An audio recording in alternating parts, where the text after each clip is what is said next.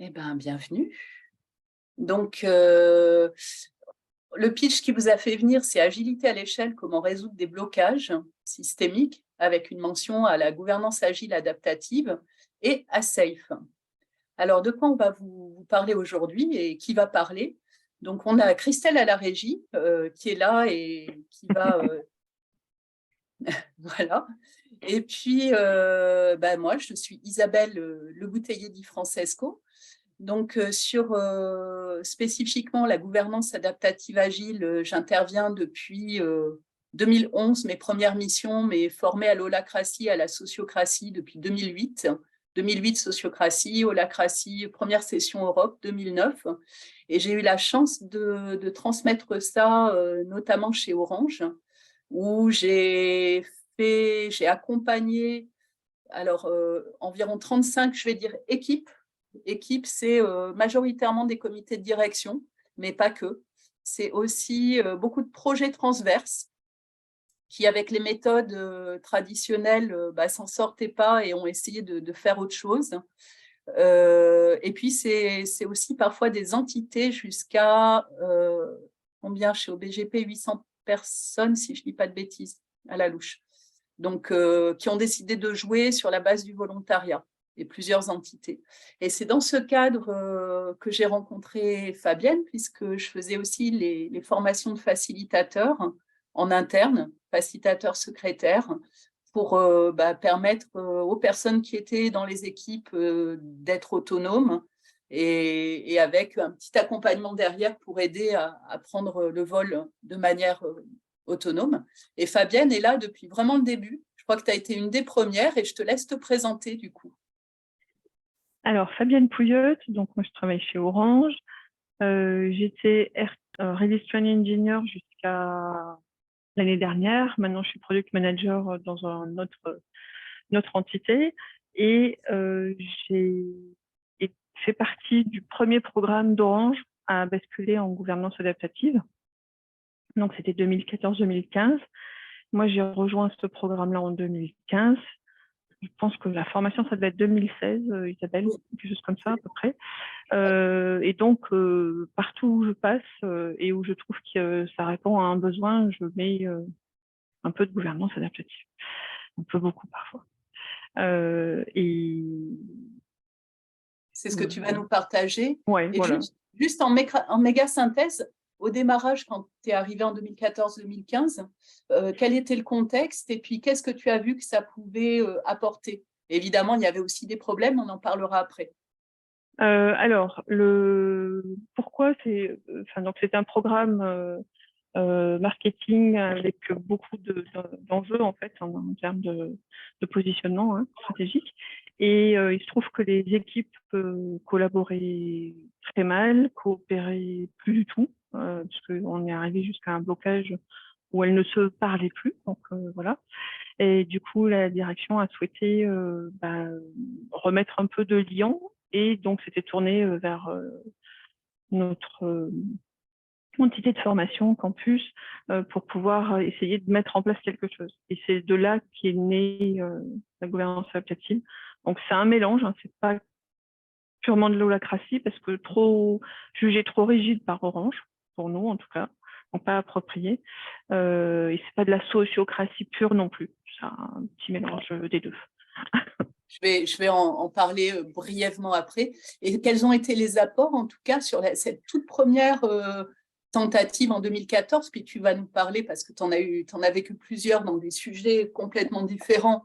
Et là, on va faire le focus sur l'AGA, donc c'est le petit nom de la gouvernance adaptative, l'AGA dans SAFE. Mais à l'époque, dans ce contexte-là, le premier projet que tu as découvert, quels ont été les apports? Ça nous a permis de se remettre autour de la table, de traiter nos sujets, en fait, nos besoins, de les mettre sur la table déjà et d'avoir des mécanismes de pouvoir avancer, en fait, et pas rester sur nos clivages respectifs, en fait. Donc ça, c'était au niveau du programme. Et puis ensuite, moi, mon directeur a souhaité aussi basculer toute son entité, on était une centaine, en gouvernance adaptative sur la base du volontariat. Donc c'est moi qui fais ce déploiement-là. Donc, à la fois sur des équipes naturelles et sur des choses plus transverses qu'on a fait émerger par la raison d'être, en fait. Et on va détailler un petit peu tous ces termes que tu utilises juste là, du coup. Voilà. N'hésitez pas à noter vos questions. On va avoir, je passe à la suite. On va avoir en fait des temps de questions-réponses au fur et à mesure. Après, on va vous présenter 4 petites parties rapides et à chaque fois, vous aurez des temps. Et je vais vous donner le programme juste après. Donc, Christelle est à la régie, puis elle pourra mettre tout le monde en mute, mais je crois que c'est déjà fait. Je crois que les bonnes pratiques sont connues. Et puis, n'hésite pas, Christelle, à nous aider à garder le temps, puisque la fin officielle, c'est 13h45. Fabienne a des enjeux et devra nous quitter. Et on restera un petit quart d'heure après pour continuer de répondre à certaines questions pour ceux qui le souhaitent. OK ? Et donc, concrètement, là, je vais vous faire une très rapide présentation de la gouvernance adaptative agile, juste pour que vous ayez les mots-clés pour pouvoir suivre la présentation de Fabienne derrière, qui va nous parler des similitudes, complémentarités et différences de l'AGA et de SAFE. En quoi ça fait sens de mettre de l'AGA dans SAFE? Et on a vu qu'on pourrait le mettre dans d'autres contextes, mais là, notre focus, c'est SAFE. Et du coup, elle va nous partager le retour d'expérience quand toute sa partie RTE. Et du coup, ce qu'elle en a appris, c'est-à-dire les bénéfices, mais aussi les points d'attention. On vous dit clairement ce qu'il en est. Et puis ensuite, vers 13h40, 45, pour ceux qui doivent partir, on vous demandera votre feedback, une petite rétrospective que vous pourrez faire soit en direct soit un petit peu après, mais si vous voulez bien nous aider à nous améliorer, ça serait vraiment chouette. En nous donnant votre point de vue dans un petit board Colibri qu'on vous enverra. Christelle vous le mettra dans le chat au fur et à mesure. Et puis, moi, je resterai là donc jusqu'à 14h pour discuter pour ceux qui le souhaitent. OK ? Donc, c'est parti. Est-ce qu'il y a une question ou quelque chose à voir sur cet ordre du jour? Si pas de réponse, je considère que c'est OK et je continue.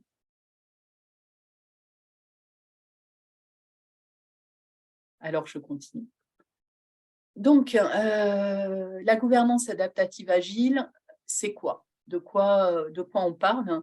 Donc, je voulais reclarifier déjà le terme de gouvernance, puisque la gouvernance parle de la manière dont le pouvoir est organisé.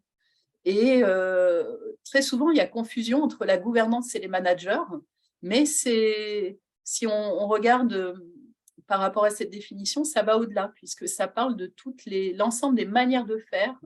C'est aussi bien les processus que les organes de décision, que les organes d'information, de mesure, et tout ce qui contribue à assurer le bon fonctionnement d'une organisation et une meilleure coordination des parties prenantes. Alors, je dis ça parce que oui, ça concerne les managers, mais parfois pas.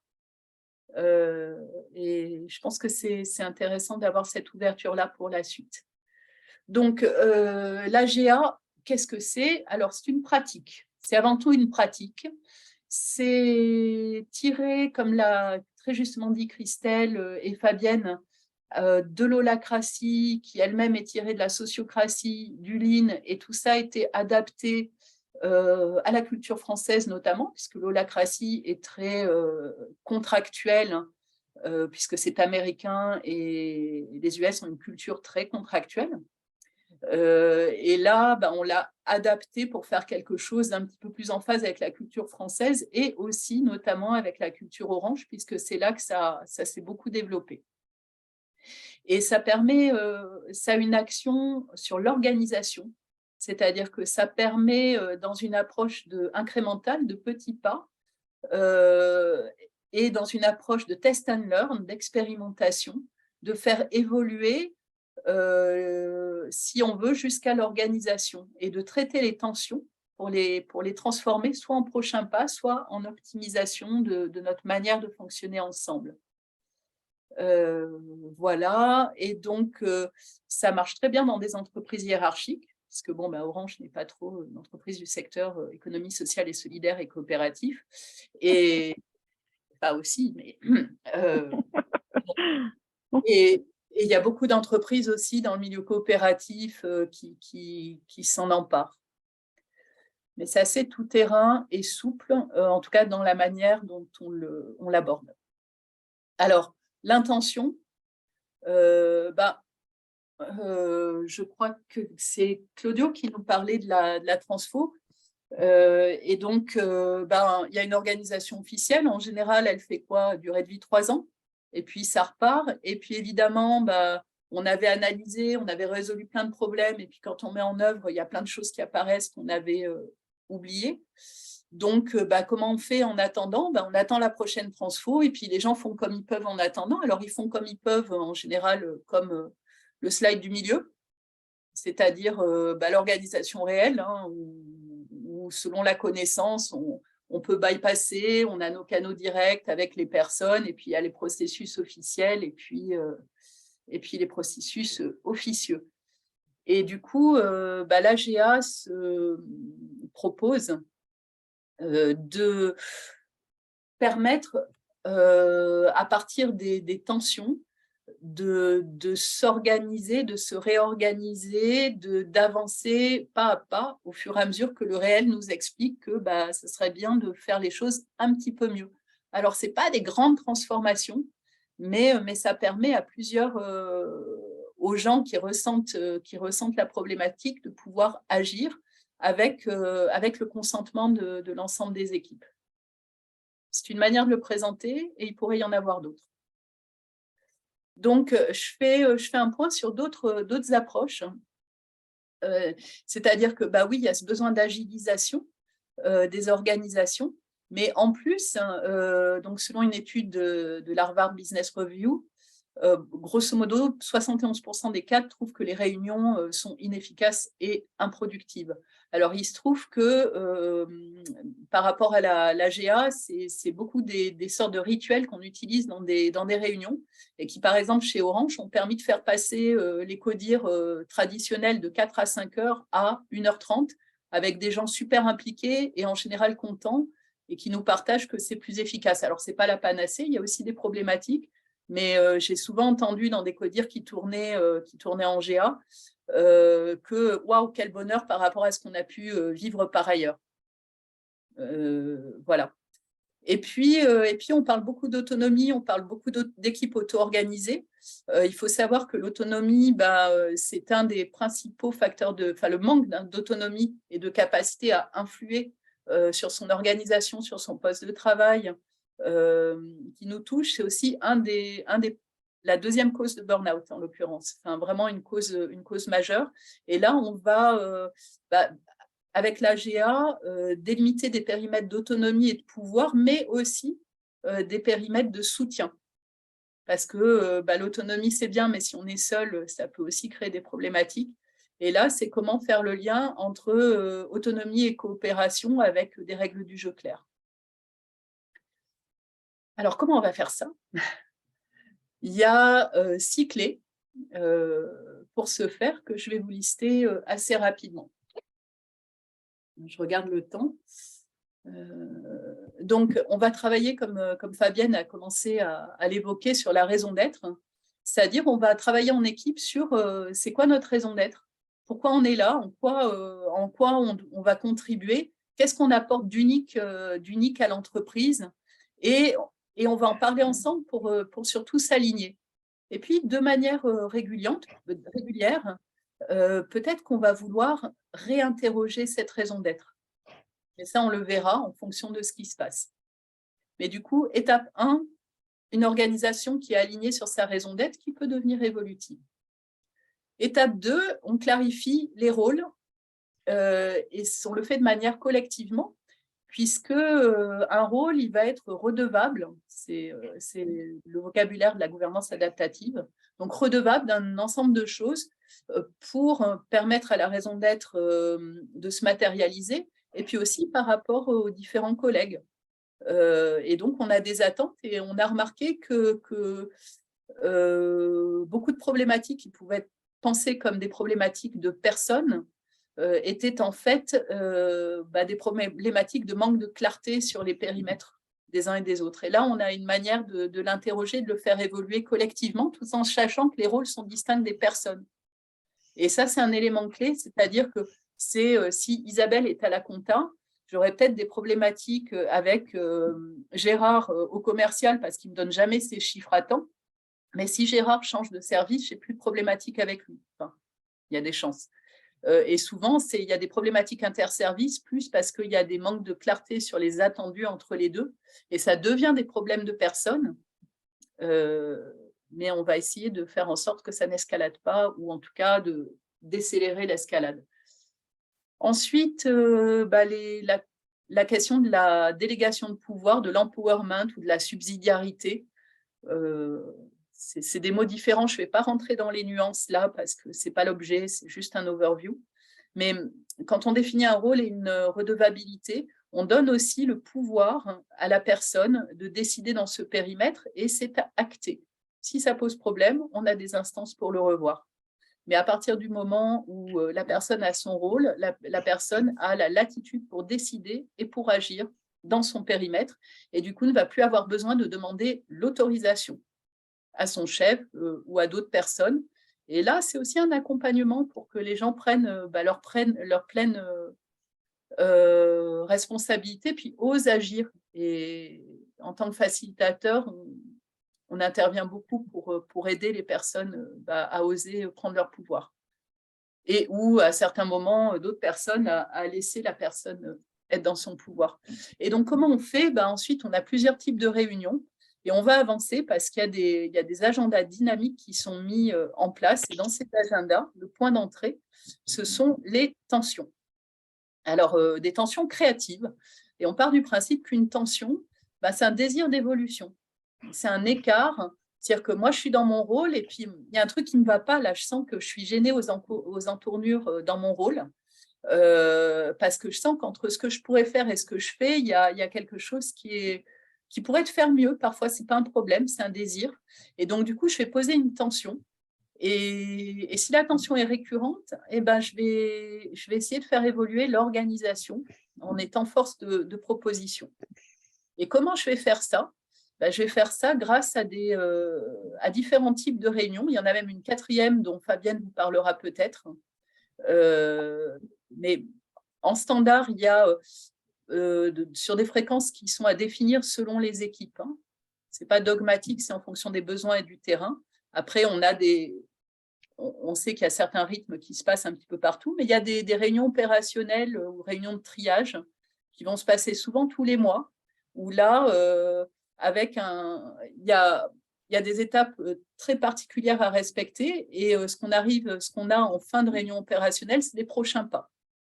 Il y a des réunions de gouvernance qui sont un peu moins fréquentes et où là, quand il y a des tensions récurrentes, on va ensemble s'interroger sur qu'est-ce qu'on fait évoluer pour traiter le problème à la racine et quelles nouvelles règles du jeu est-ce qu'on met ensemble en place et on va expérimenter, ou bien qu'est-ce qu'on clarifie en termes de rôle, de redevabilité.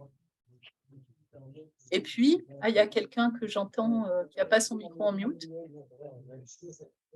Lionel, tu peux… Voilà, merci. Et puis, il y a les réunions de stratégie opérationnelle, où là, c'est un temps souvent un petit peu plus long, et où on va s'interroger où est-ce qu'on en est par rapport à notre raison d'être, notre manière de la matérialiser. On va faire une petite rétro, et puis en fonction de ça, on va se faire un macro plan d'action, je synthétise, je schématise, mais sur la prochaine période pour voir comment on prend en compte les apprentissages qu'on a faits. Très gros smile, c'est beaucoup plus fin que ça, mais ça vous donne des éléments qui vont vous permettre de suivre Fabienne. Et puis surtout, c'est la philosophie, c'est-à-dire qu'on est dans une approche test and learn, c'est-à-dire que le but, c'est plutôt d'avancer que de rester sur place. Par contre, on va faire les petits pas minimum. On va essayer de limiter les risques en utilisant l'intelligence collective. Et du coup, on va déterminer le prochain pas plutôt que chercher à tout résoudre. Alors, si on peut tout résoudre d'un coup, on résout tout. Mais on cherche plutôt à être en mouvement et avec cette approche qui est safe enough for now. C'est suffisamment sécure pour le faire maintenant, là, tout de suite. Et puis, c'est suffisamment bon, c'est peut-être pas parfait, mais c'est suffisant pour essayer. Donc, on lâche la perfection, on lâche le désir de tout résoudre, et puis on essaye d'avancer de manière sécurisée. Donc ça, c'est vraiment la philosophie de la GA. Cette raison d'être, les rôles et les redevabilités avec les périmètres de décision afférents pour pouvoir responsabiliser les personnes. Et puis, on avance en traitant, entre guillemets, les tensions, les sujets, par des petits pas, en améliorant l'organisation. Pour ce faire, on a des réunions qui sont efficaces, qui sont facilitées. Alors, j'ai oublié d'en parler, mais dans chaque réunion, il y a un facilitateur, un secrétaire élu, qui sont formés et qui vont aider au power shift, à ce transfert, enfin à cette mise en place de cette musique commune. Et puis, on est dans une approche test and learn très pragmatique. Voilà, je m'en arrête là et je prends 3 minutes de questions-réponses, s'il y en a, ou sinon on en parle tout à l'heure à 13h45. J'ai une question. Ouais. Quelle différence entre la gouvernance adaptative et la gouvernance partagée? Alors, je vais dire que c'est très proche. Alors oui, Et- c'est très proche, Attends, mais pour le coup, finis. nous, on a fait un travail dessus, en fait. Donc, je Ah, pourrais bah répondre. vas-y alors. Vas-y, je compléterai. On a eu la même question parce que côté Orange, en fait, on fait de la gouvernance adaptative, mais on a mis en place un MOOC sur la gouvernance partagée. Et du Tu coup, fais on a travaillé référence avec au MOOC des colibris. à l'université du Nou. Oui. Et du coup, on a travaillé avec Laurent côté Université du Nou et Dimitri et Orange Campus chez nous. Alors, c'est beaucoup plus proche que différent.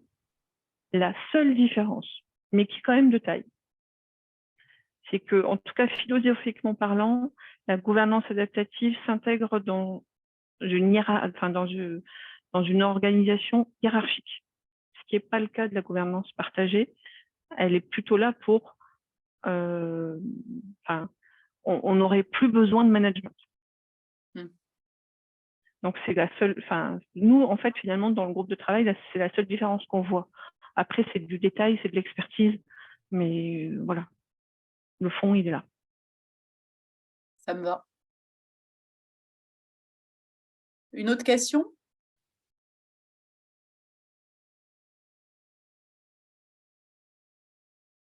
Alors, du coup, j'arrête le partage et Fabienne, normalement, je t'ai nommé co-hôte et tu peux reprendre la main Ok. pour la suite. Alors, hop, je vais partager. Alors, est-ce que je le vois?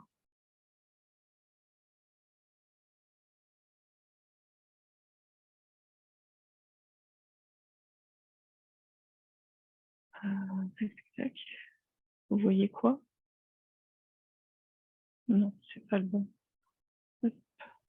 Tu as commencé le partage d'écran et là, il est arrêté. Ouais. Hop. Donc, tu as commencé le partage d'écran. Voilà, il est là. Ok. Et super. Là, vous le voyez? Ouais, et c'est en train de se mettre en plein écran, j'imagine. Voilà, ouais. c'est bon. Tout à fait. Du coup, je vais vous parler de la gouvernance adaptative que l'on peut utiliser, en tout cas que j'ai utilisé dans le cadre d'un train safe, voire de 2 trains safe qui étaient très adhérents mais qui n'étaient pas en large distribution. Alors, les similitudes d'abord, c'est aussi bien d'un point de vue individu, projet, organisation, stratégie, les deux finalement couvrent ce spectre-là. Ça reste, pour les deux d'ailleurs, je dirais une organisation virtuelle qui, en tout cas dans le cadre d'Orange, se superpose à une organisation hiérarchique. C'est aussi autorégulé, un train bouge, va évoluer dans le temps. En gouvernance adaptative, on voit bien la même chose.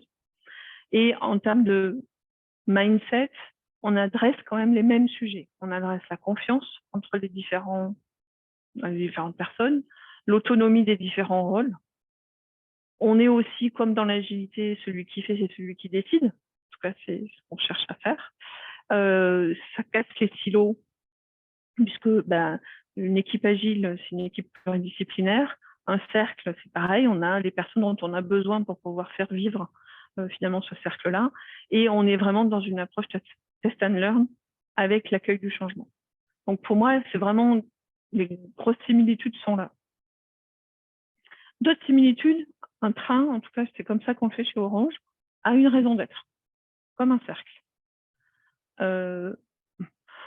Comme je le disais tout à l'heure, il y a une organisation virtuelle qui se met en parallèle, comme un train et la gouvernance associative, c'est la même chose. Il y a des rôles et des redevabilités qui sont clés. Donc, on voit bien les choses dans un cercle comme dans un train. Et comme en gouvernance adaptative, une personne peut avoir plusieurs rôles. Après, là-dessus, j'y reviendrai parce qu'il y a un bémol quand même, une complémentarité ou une différence. Il y a des réunions récurrentes, comme en gouvernance adaptative.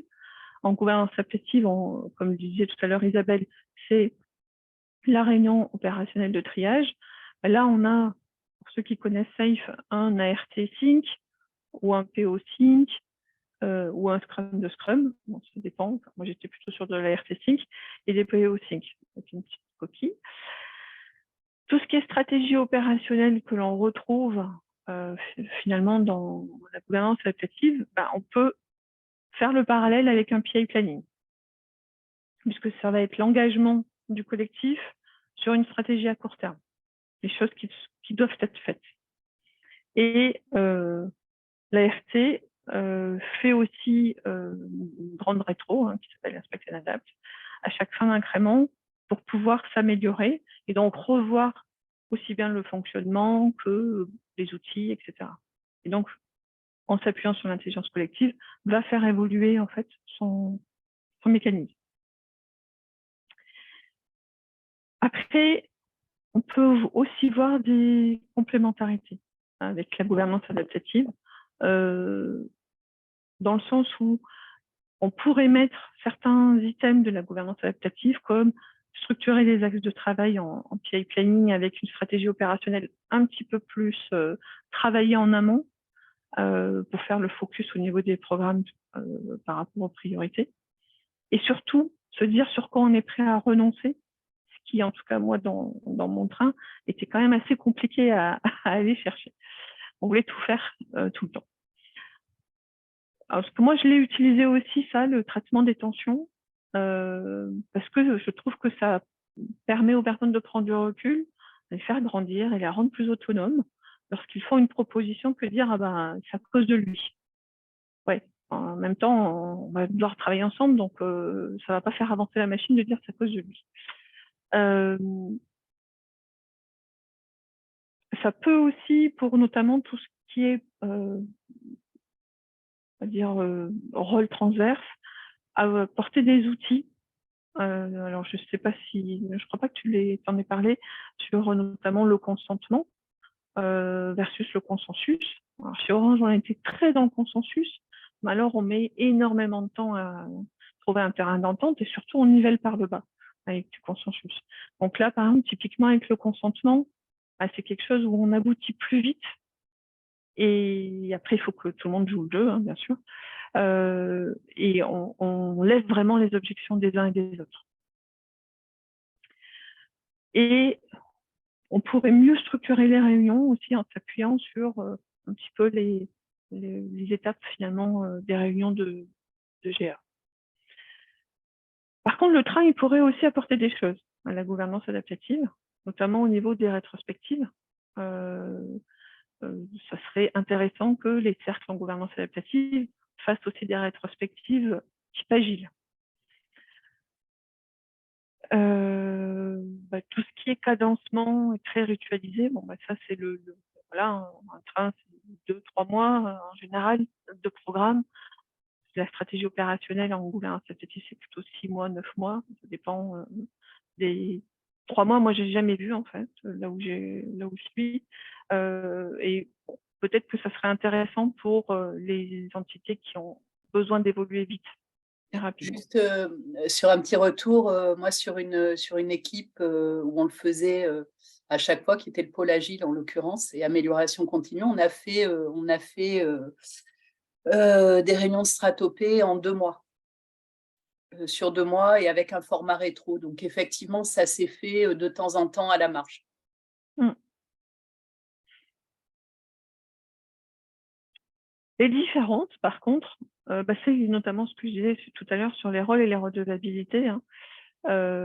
Finalement, dans le framework SAFE, tous les rôles sont déjà définis dès le départ. Le framework les définit, en fait, alors qu'en gouvernance adaptative, c'est le collectif qui va définir les rôles et les redevabilités dont il a besoin. Donc là, c'est quand même une différence. Alors après, c'est un peu lissé dans le sens où, OK, il y a une fiche de rôle pour un PO, il y a une fiche de rôle pour un SA, etc. Mais, en tout cas, moi, en tout cas, dans mon train, j'ai refait une passe, j'ai remodifié les rôles et les redevabilités parce qu'il faut aussi que ça s'adapte quand même au contexte du train. Et donc, en ça, il peut y avoir plus de similitudes que de différences au final. Les différences, c'est aussi que l'agilité, contrairement à ce que je peux entendre parfois de certains managers, c'est pas le gros bordel, au contraire, c'est très rigoureux.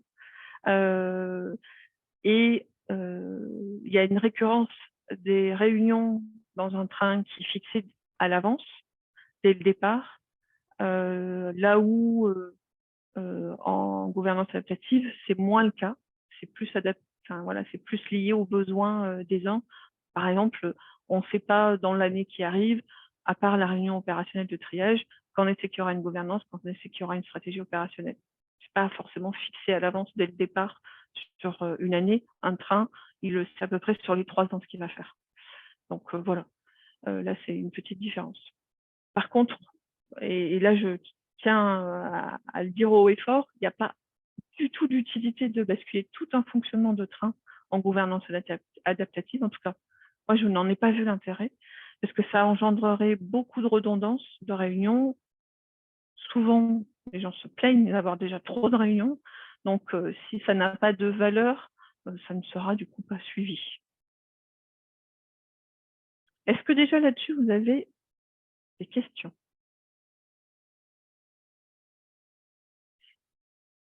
Bonjour Claudio, je voulais avoir si vous pouviez revenir quelques minutes sur la différence entre consentement et consensus, mais surtout comment vous arrivez à amener les gens à lâcher le consensus, c'est-à-dire lâcher une part de leur envie pour peut-être quelque chose de plus facile à mettre en œuvre. Alors, le consensus, je vais être un peu caricatural, mais c'est quand même ça. Le consensus, c'est tout le monde dit oui. Le consentement, c'est personne ne dit non. Et ça fait une sacrée différence, dans le sens où on va traiter les objections et on va traiter des objections qu'on dit quand même valides. C'est-à-dire, c'est pas, je suis pas d'accord avec toi, ça c'est pas une objection. Il va falloir argumenter. Il va falloir aussi définir s'il y a un risque en fait pour le collectif à prendre cette décision-là. S'il n'y a pas de risque, l'objection n'en est pas une. C'est une préférence. Par contre, ce qui est impératif, et alors je laisse peut-être Isabelle compléter, c'est que cette règle du jeu, il faut que les gens soient OK avec au départ. On ne peut pas l'imposer sans leur en avoir parlé, sans les avoir aussi, entre guillemets, formés, en fait, et avoir eu leur accord. Sinon, ça ne marche pas. Vous trouverez toujours des détracteurs. Oui, et l'accompagnement est vraiment clé. Et en complément de ta réponse, Fabienne, à laquelle je souscris à 800%, en fait, raisonner par consentement, ce qu'on explique aux gens et qui peut être utile par rapport au consensus pour avancer, c'est que ça a vraiment une valeur pour réduire les risques. Alors, je prends souvent l'exemple de la navette Challenger qui explosait en vol. Il y avait beaucoup de personnes qui savaient que ça partait au carton et qui auraient pu objecter et argumenter. Mais comme on était dans une logique plus de consensus et aussi de respect de la hiérarchie, eh bien, du coup, les risques n'ont pas pu être pris en compte avec les impacts qu'on a vus. Et le fait de changer de facteur et de permettre à chacun de poser, de partager sa vision d'un risque éventuel, parce que une objection, c'est oui, je vois un risque à faire ça, c'est pas une préférence, comme disait Diane. Et effectivement, c'est pas que je suis pas d'accord avec toi, c'est que comme un circuit de chauffage, peut-être le thermostat dit OK, le tuyau 1 dit OK, la soufflerie dit OK, mais le tuyau 2, il est percé. Et c'est pas qu'il est contre le thermostat, c'est que si on part, il explose en vol et tout le système explose. Et donc, du coup, mais sauf que les gens n'ont pas l'habitude de donner des avis quand c'est pas dans le sens de la norme. Et là, on essaye de les inviter à dire quand ils sont pas d'accord pour permettre à tout le système d'être en perception des risques. Mais ça s'accompagne. Oui, pardon, oui, tout à fait, Oui, comme beaucoup de transformations, en fait, même de passer du waterfall à l'agilité, pour moi, l'élément clé, c'est l'accompagnement humain. C'est un changement de paradigme qui est quand même assez fort. Ouais. Merci. Est-ce qu'il y a d'autres questions?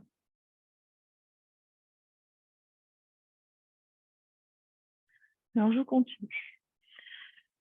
Comme j'étais Release Train Engineer, je me suis posé la question de ce qui des sujets transverses que finalement n'adressent pas réellement bien Safe, enfin en tout cas je trouvais que ça n'adressait pas réellement bien ou pas directement, et qui avait des points de douleur réguliers qui ressortaient dans mon train.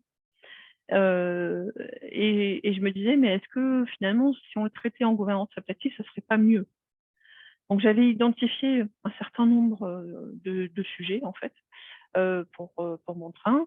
Je l'ai partagé à la communauté managériale du train pour avoir quand même une validation de mise en place, et notamment que les personnes qui allaient rentrer dans ces cercles-là auraient du temps pour ça, et d'avoir des sponsors, clairement, sur cette démarche-là.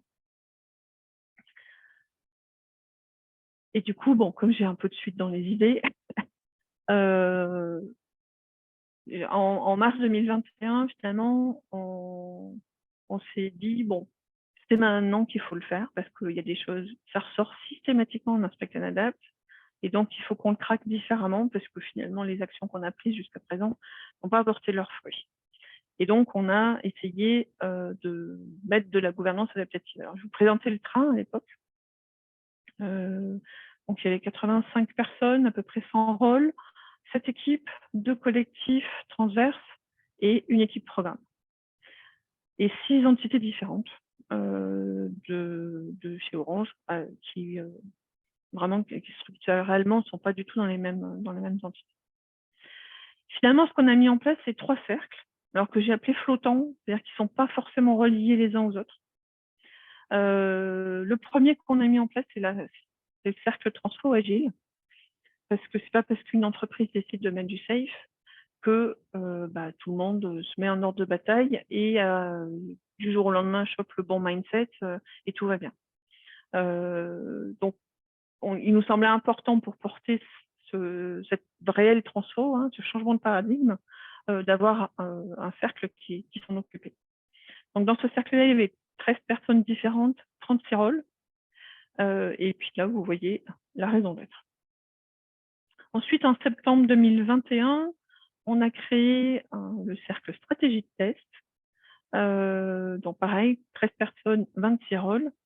Et celui-ci, on l'a créé parce que on avait des entités qui, techniquement, avaient fait des choix stratégiques d'outils, de façon de faire, qui étaient du coup pas du tout les mêmes entre les entités, et parfois on ne pouvait pas mutualiser, on ne pouvait pas capitaliser sur les expertises des uns et des autres, ce qui posait quand même des problèmes, notamment à la système team. Et un dernier, alors celui-ci, le cercle stratégie de test, a été un peu compliqué à mettre en place. On l'a fait en 2 fois, parce qu'il y avait tellement de désaccords, de non-dits entre les gens, que la première fois qu'on a essayé de faire la raison d'être, ils se sont étripés. Et au final, enfin, pas étripés, mais ils n'étaient vraiment pas d'accord, ils ne convergeaient pas sur cette raison d'être-là. Donc, on a stoppé et on a remis 3 mois plus tard la raison d'être, qui cette fois-ci a bien fonctionné. Il y a eu une convergence et c'est un cercle qui existe toujours. Et on a essayé de mettre en place un cercle innovation, puisque dans Safe, il y a bien un sprint dédié, enfin pas dédié que exclusivement à l'innovation, mais dont l'innovation fait partie. Donc là, celui-ci, il est à cheval entre deux trains, parce que nous, on était dépendants dans notre train. Et donc, ça faisait intervenir des personnes des deux côtés. Donc, 8 personnes, 11 rôles, pour essayer de pouvoir innover, que les deux trains puissent innover en même temps, en tout cas sur des sujets où on pourrait avoir des aides de chaque côté, en fait, et être vraiment pluridisciplinaire. Au global, ça représente à peu près 30 personnes différentes. Sur le cercle transfo agile, par exemple, donc on avait toutes les équipes et tous les rôles agiles qui étaient représentés. Donc ça, c'était un choix qu'a fait le collectif, plus le rôle manager également. Moi, je suis partie en juin 2022, donc on a fait un changement de lead à cette époque-là, et on avait mis aussi une stratégie opérationnelle en place, avec une nouvelle stratégie qui a été faite en décembre 2022. Ce qu'on a pu, par exemple, faire comme action, hein, c'est que des exemples, hein. On a traité tout ce qui était multi-rôle dans le train, parce que nous, c'était une problématique qui ressortait. Des gens qui avaient plusieurs casquettes et qui, à un moment donné, n'y arrivaient plus, en fait, hein. On a mis en place un OKR humain aussi, composé de différents indicateurs pour à la fois prendre la température des équipes et des personnes dans les équipes. On a mis en place une newsletter avec à chaque fois un item de Safe qu'on mettait à l'honneur. Et on a fait des refontes de gouvernance avec notre train partenaire, par exemple. Sur la stratégie de test, on participaient là-dedans les développeurs, les testeurs, les managers. Donc moi, au départ, j'étais facilitatrice parce que je connaissais bien la démarche et j'étais facilitatrice sur un laps de temps, le temps que mon remplaçant, successeur, puisse prendre la relève parce que à l'aise. Ce qu'on a pu faire, c'est clarifier les acteurs selon la typologie de test, qui fait quoi pour quel type de test. On a adressé aussi le turnover des testeurs qui était assez important chez nous. La définition de la prise de risque pour les équipes et par type de feature aussi. Et on a intégré la rédaction des critères d'acceptance dans les features dès le départ des features.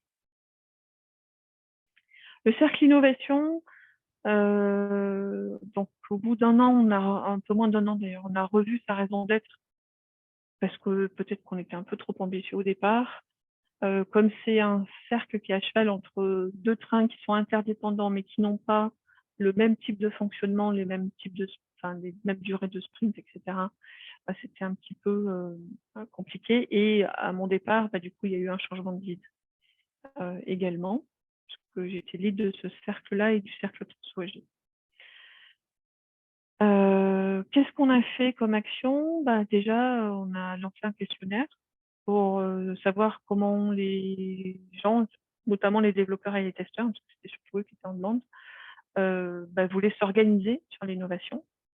Et à notre grande surprise, ils ont préféré, parce que moi je bloquais 5 jours d'affilée sur l'innovation, ils ont préféré rester sur cette façon de faire, d'avoir 5 jours consécutifs plutôt que de les parsemer dans l'incrément. On a essayé de mettre en place un ART Innov intertrain, donc qui a plutôt bien fonctionné. C'est pour maturer les idées, en fait, pour qu'ensuite, au moment où on est en innovation, on puisse démarrer sur quelque chose qui a déjà un petit peu mûri. Voilà, et on a lancé du coup 2 cérémonies spécifiques à l'innovation, une cérémonie d'ouverture de la semaine et une de clôture, où on faisait les démos en fait de ce qui avait été mis dans l'innovation. Est-ce que déjà là-dessus, vous avez des questions avant que je passe aux bénéfices?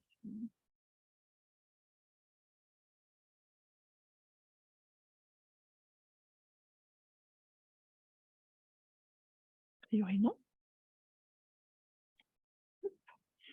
Alors, quels sont les bénéfices et les réussites qu'on a pu avoir? Je ne vais pas forcément tout balayer, hein. Mais par contre, ceux qui ont des étoiles, par exemple, c'est accompagner la transformation et le changement de métier. Donc ça nous a vraiment aidé, notamment sur le cercle transfo agile, mais aussi sur le cercle stratégie de test. Ça a permis aussi d'avoir, je dirais, des alliés pour la transformation. Et le RTE, il en manque cruellement d'alliés parfois, parce qu'on va s'appuyer sur la motivation des personnes qui sont présentes dans ces cercles-là. Moi, j'ai eu un excellent retour sur la satisfaction de participer et de pouvoir réellement aborder les sujets qui font mal, en fait, ou les sujets sur lesquels on est un peu sec et on a besoin d'avancer. Autre bénéfice, c'est qu'on travaille vraiment dans la coopération, ce qui de toute façon a un effet positif après sur le reste du collectif, parce que ces personnes-là, quand elles se retrouvent dans un cercle et qu'elles doivent coopérer, quand elles sont après dans le train et non plus dans leur cercle, déjà il y a un lien qui s'est établi et il y a une relation interpersonnelle de qualité. Ça permet aussi d'avoir une bonne résilience du train. Typiquement, sur la transfo agile, sur la stratégie de test, sur l'innovation, je me suis dit, oula, quand je vais plus être là, comment ça va se passer? Là, ça a été un peu du sans couture, puisque avec mon départ, alors les 3 cercles ont perduré au-delà de mon départ. Alors le cercle transfo agile, a priori, n'existe quasiment plus aujourd'hui.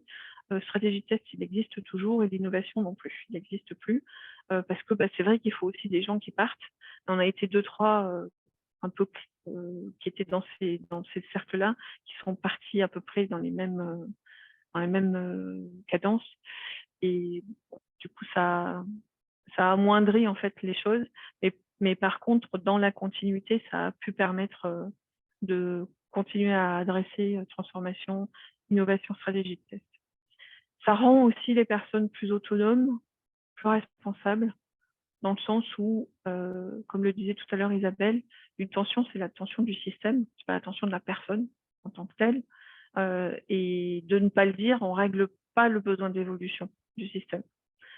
Et donc, les rendre autonomes, leur dire qu'ils ont cette possibilité de pouvoir parler au nom de eux, mais du système, en fait, rend quand même les gens beaucoup plus autonomes. Ça, c'est pour les réussites. Les points d'attention, parce qu'il y en a forcément, tout n'est pas rose, c'est la surimplication, parce que souvent, ceux à qui ça parle sont toujours les mêmes. Et donc, on peut avoir un petit nombre de personnes qui va se retrouver dans pas mal de cercles, et donc dans une charge supplémentaire. Donc là-dessus, il faut faire attention à la surimplication, à leur disponibilité aussi pour pouvoir faire avancer les différents sujets. C'est aussi embarquer toutes les compétences nécessaires pour faire bouger les lignes. Donc typiquement, nous, il y a eu des choix où on a demandé à des business owners d'être présents, on a demandé à des managers d'être présents, parce qu'on savait aussi que ça allait cranter et ça allait pouvoir faire une articulation avec le reste du système. Là où il faut faire attention, c'est la sécurité psychologique des personnes pour qu'elles puissent s'exprimer librement, sans être jugées, sans avoir peur de ce jugement-là. Et ça, c'est clé. Hein. C'est pas clé qu'en gouvernance associative, hein, c'est clé tout court du moment qu'on travaille avec d'autres personnes qu'avec soi-même. Mais voilà, il faut vraiment essayer de l'assurer. Et c'est pas toujours simple. On peut avoir aussi l'érosion de l'engagement, c'est-à-dire les actions finalement qu'on a prises, elles ne sont pas mises en place faute de temps, et puis après on commence à rentrer dans un cercle un peu vicieux qui porte finalement du désengagement pour les autres en fait. Le lâcher prise aussi qui est important, notamment des leads. Le lead est modélisant en gouvernance adaptative. Donc, si lui-même est dans le contrôle, ça ne va pas forcément bien se passer. Quand tu parles pardon Fabienne, quand tu parles de lead, tu peux nous en dire plus? Alors, peut-être toi. Je sais, pour moi c'est bon. Je vais te laisser le dire, toi, tiens. Alors, le lead, Isabelle, c'est alors, quoi? alors, le lead, c'est quoi? Y a souvent chez Orange, ça a été historiquement le rôle dans les cercles qui a été donné au manager. Je le dis comme ça, mais ce n'est pas forcément un manager. Tout à fait. Donc le lead, c'est la personne qui va faire un petit peu la courroie de transmission avec avec le reste, qui va vérifier qu'il y a une bonne adéquation rôle-personne et qui va aussi, quand il y a des sujets à traiter qui sont au-delà du périmètre du cercle, qui va prendre son bâton de pèlerin pour aller parler aux autres instances et essayer de faire avancer les choses. Et puis, il est aussi le garant de la raison d'être. Alors, on est tous co-garants dans le cercle, Mm. mais il doit particulièrement sentir si on perd des désalignements à ce niveau-là.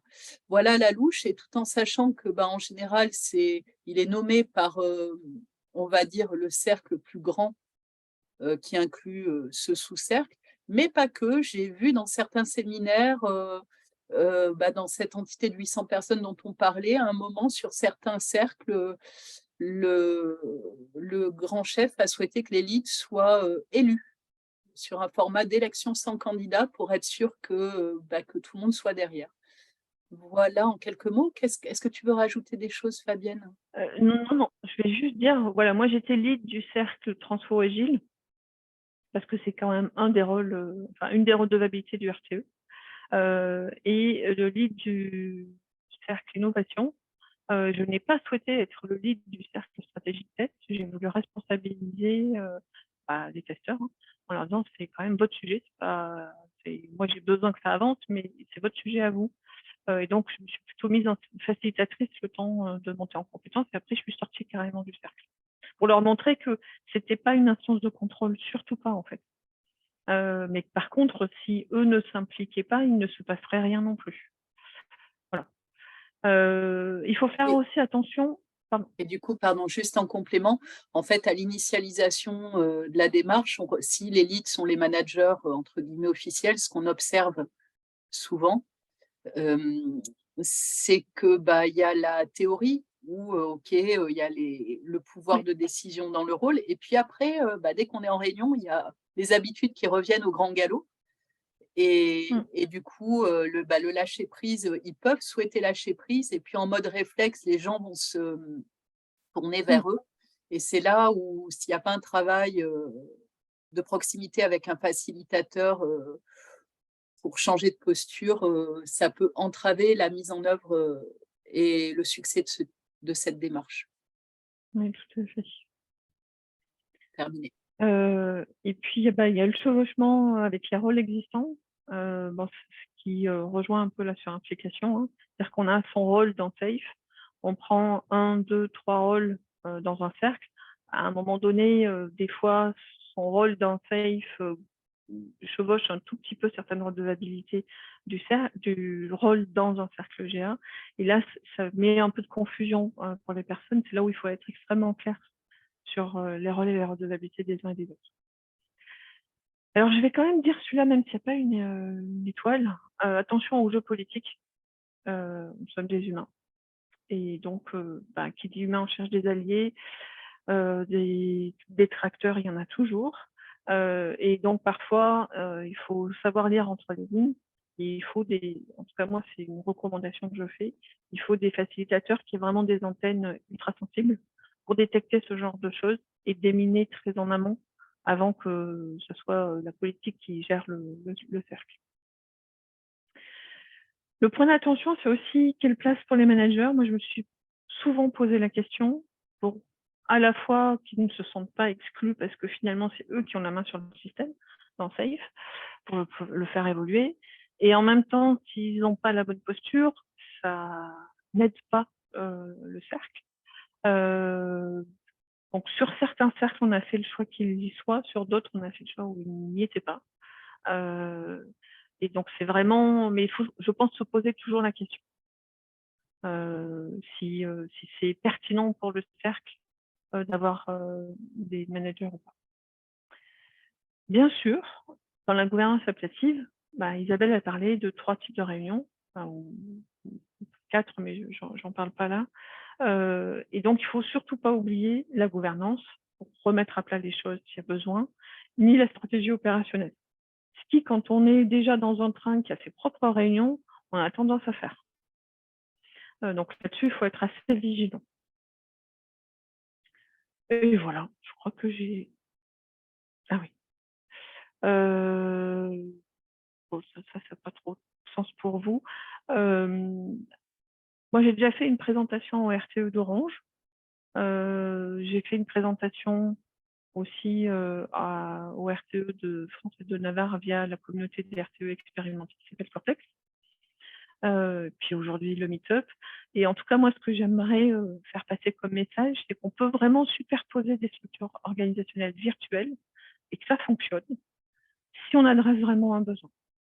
Et il faut vraiment adresser un besoin. Sinon, ça ne fonctionne pas, mais c'est un peu comme tout dans l'agilité. Si vous ne répondez pas aux besoins, vous êtes un petit peu à côté de la plaque. Est-ce que vous avez des questions? Je parlais peut-être un peu vite.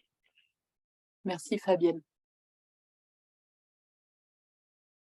Ce que je vous propose, peut-être tu vas enlever ton partage d'écran Oui. si tu veux bien. Ouais, top. Et puis on peut tous, ceux qui le souhaitent, tourner les caméras pour un petit échange informel. Ceux qui le souhaitent. Hein. Je vois qu'immédiatement, il y a des personnes qui partent.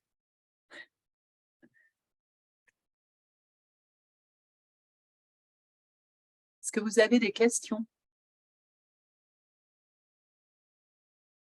Je lance une première. Pourquoi, Fabienne, tu parles d'organisation virtuelle qui se superpose? Pourquoi tu dis virtuelle? Est-ce que c'était parce que vous travaillez en remote ou... Non, non, non, parce que SAFE, c'est une organisation virtuelle. Pourquoi? Parce qu'il y a l'organisation hiérarchique. Un train Ah, SAFE, il est enfin, en tout cas, moi, le mien, j'avais 6 organisations différentes qui n'avaient pas forcément la même stratégie, qui n'avaient pas forcément les mêmes objectifs, etc., etc. Et tout ça, c'est en ça que je dis organisation virtuelle. Et la gouvernance adaptative, c'est pareil, on s'affranchit de la ligne hiérarchique ou de l'appartenance à telle ou telle entité. parfait. Merci beaucoup pour la précision.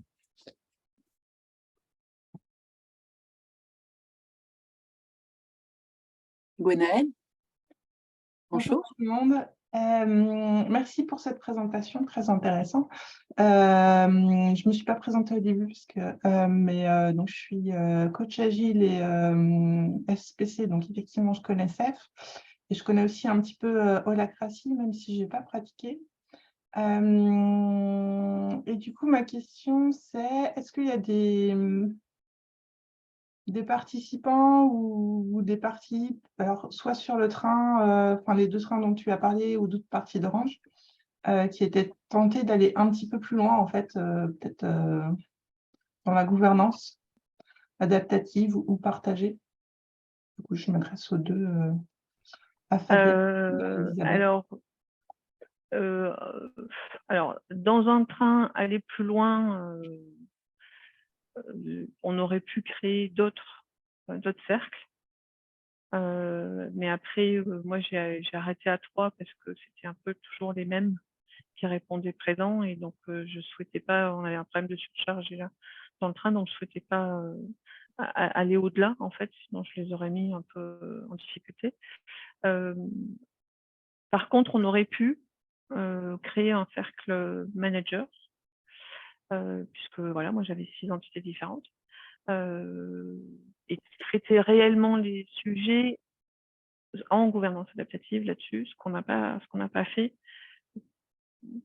Mais en même temps, j'ai pas forcément proposé l'idée non plus. Hein. Et à côté, il y avait quand même des équipes naturelles, donc hiérarchiques, qui étaient alors plutôt en pseudo-gouvernance adaptative, mais qui essayaient de fonctionner, en tout cas avec les rituels de la réunion opérationnelle. Et pour compléter, après, ouais, vas-y. Et j'ai aussi formé à la demande certaines personnes du train au consentement. Parce qu'ils ont vu que voilà, c'était hyper pertinent et que ça pouvait adresser des sujets qui aujourd'hui ne fonctionnaient pas très très bien. Ça n'avait pas très bien adressé.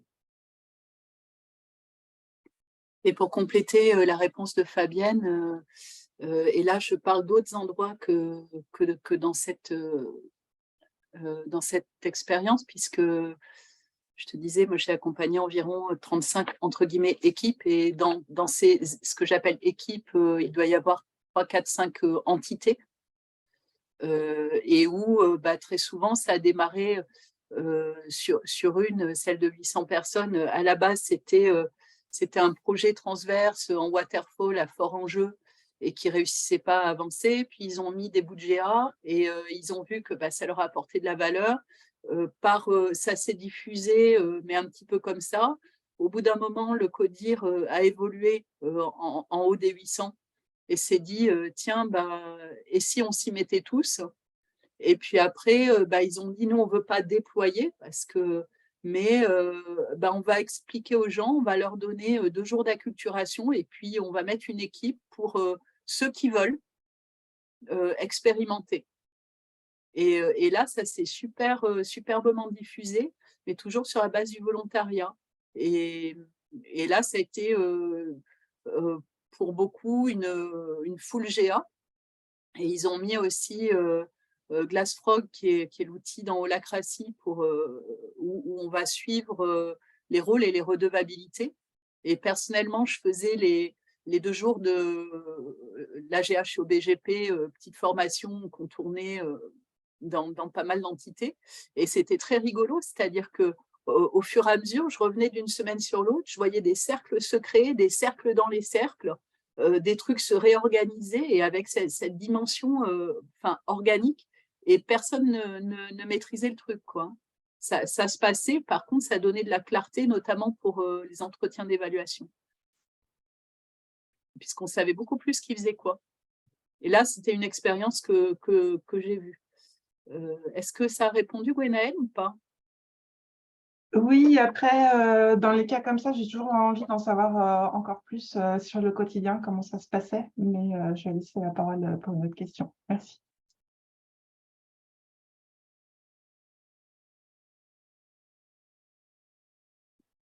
Claudio, si tu nous parles, tu es en mute. En mute.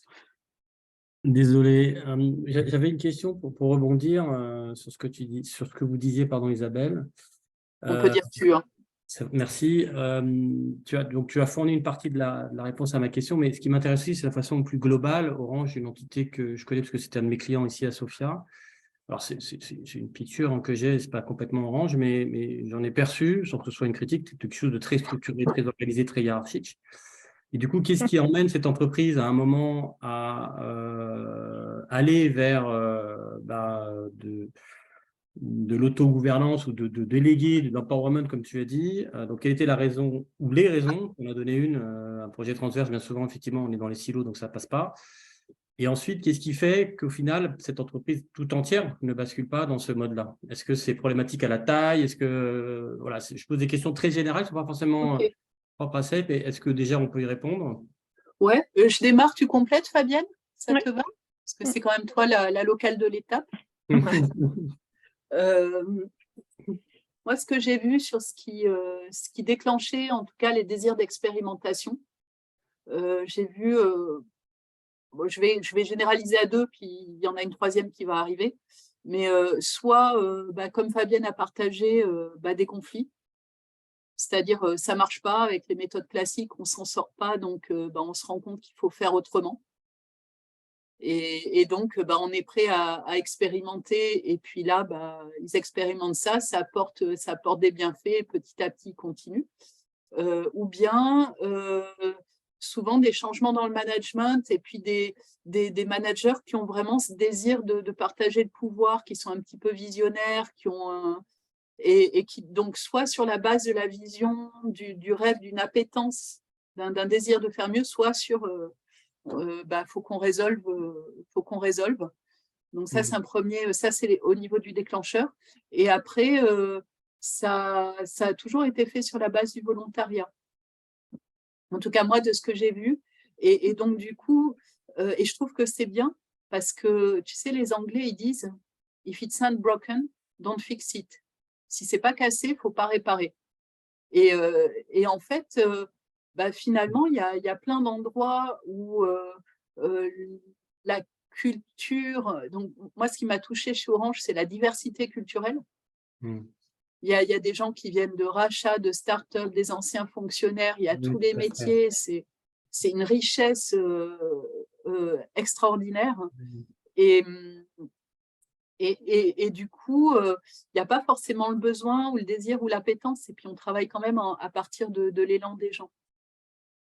Donc je ne sais pas si un déploiement n'aurait pas été contre-productif en soi, quoi. Ça, c'est ma vision. Fabienne, qu'est-ce que tu Ouais, penses? mais je partage. Ça a vraiment été fait sur répondre à un besoin. Donc, quand il y avait des conflits, ben, on cherchait à travailler différemment. Après, il y a voilà, il y a l'agilité qui est arrivée il y a quelques années. Enfin, tout ça s'est superposé. Et il fallait aussi voir où en étaient les personnes, donc la maturité des gens, en fait, pour changer complètement de paradigme. Et puis, bah, voilà, quand on a un patron d'une grande entité qui a cette vision-là et qui dit « je le teste sur mon codir, puis après, vous ferez comme vous voulez », ben, en général, il donne l'impulsion et comme par hasard, il y a plein de cercles qui se créent dans cette entité-là. Mais voilà, il faut aussi que ça soit assumé par le directeur en question, hein, de dire je suis OK pour déléguer une prise de décision à un autre niveau. Pour la petite histoire, moi par exemple avec mon directeur, donc il a fait son comité de direction, il a voulu faire quelque chose de très transverse. On a créé après des rôles. Et donc moi j'ai été lead dans des sous-cercles, pardon. Moi j'ai été lead d'un sous-cercle. Et un jour, il vient me voir, il me dit, bon, vu qu'on va lancer ce cercle-là, moi, j'aimerais bien être ton secrétaire. Moi, c'était mon N+2, en fait, mon niveau 2. Je dis, ah ouais, mais si tu es mon secrétaire, c'est toi qui envoie les invitations, c'est pas ton assistante, on est d'accord. Et il a joué le jeu, en fait, pour montrer qu'il n'y a pas de hiérarchie dans un cercle. Oui, Mais par contre, pour même moi, je le connaissais bien, la première fois où je lui ai dit, c'est toi qui t'envoies l'invitation pour la semaine prochaine, même moi, ça m'a fait bizarre quand même au début de dire, finalement, bien n'oublie pas de faire ton job de secrétaire. C'est étrange. Après, on s'y fait parce que lui, il était vraiment dans ce mindset-là. C'est là où c'est important que soit le sponsor, soit le lead ait vraiment la bonne attitude. Ouais, clairement. Ok, merci.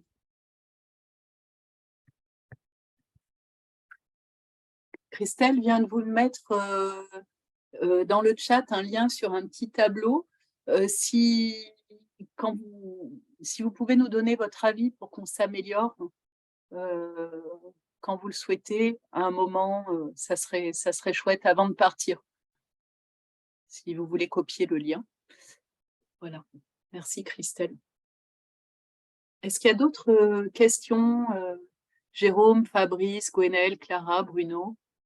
Ah, Jérôme, je vois. Ouais, moi, j'ai pas de questions, mais je suis product designer, donc c'est vrai, quand ça parle d'agilité, moi, la question que je me pose toujours, c'est comment est-ce que le design se place au quotidien et dans les sprints. Là, c'est vrai que je pense que cette conférence, elle était vraiment sur la gouvernance et peut-être à destination des coachs. Donc, j'ai pas de questions parce que c'est pas mon domaine et j'ai trouvé ça intéressant parce que ça me fait de la culture, mais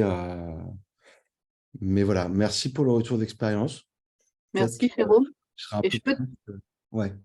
je pense que ce qui aurait pu être intéressant, mais là, ce n'était pas l'objet, c'est si on avait pour toi, pour apporter de la valeur, c'est si on avait détaillé un petit peu la cinématique des réunions. Parce qu'en fait, quel que soit le métier, et c'est vraiment pas que les managers, etc. Quel que soit le métier, en fait, dans toute réunion, on a vu que ça avait des apports. C'est-à-dire que les gens tout le monde met les sujets à l'ordre du jour. Et après, par exemple, dans une réunion opérationnelle, on demande aux personnes qu'est-ce que tu attends du groupe ou de quel rôle? Tu apportes ce sujet, mais concrètement, c'est quoi ton besoin? Et rien que le fait d'avoir de la clarté là-dessus et que les gens soient obligés de structurer et de faire des demandes concrètes et ensuite d'en sortir avec un prochain pas en fonction de ce que les gens vont apporter,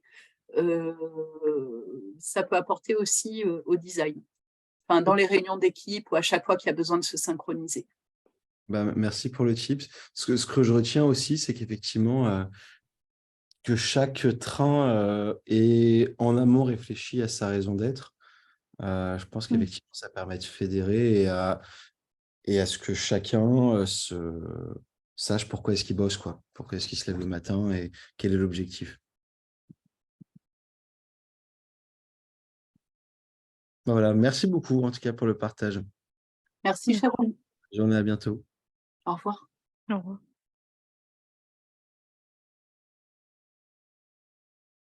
Oui, Bruno. Oui, bonjour. Oui, je confirme, après une quarantaine d'années vécues chez Orange, en fait, c'est beaucoup d'entreprises. En fait, Orange, ce n'est pas une entreprise, c'est des dizaines d'entreprises avec des cultures très différentes, avec des managements très différents, avec, voilà, il y a des choses qu'on peut pas faire dans certaines entités, où c'est dangereux de proposer ça. Enfin, vous le faites, je pense que vous connaissez tous, toutes les deux, ces situations. Voilà, donc c'est sûr qu'il faut, c'est manier avec grande précaution, quoi. Voilà, si on a, après, bon, je parle d'une expérience personnelle, mais des gens que je connais, mais c'est vrai que si on a, comment je dirais, on est enregistré là? Oui. Vous voulez qu'on coupe l'enregistrement? On peut c'est le bon, faire. non, c'est bon. Non, mais je peux aussi le suspendre. Je peux aussi le Ouais, suspendre. vas-y.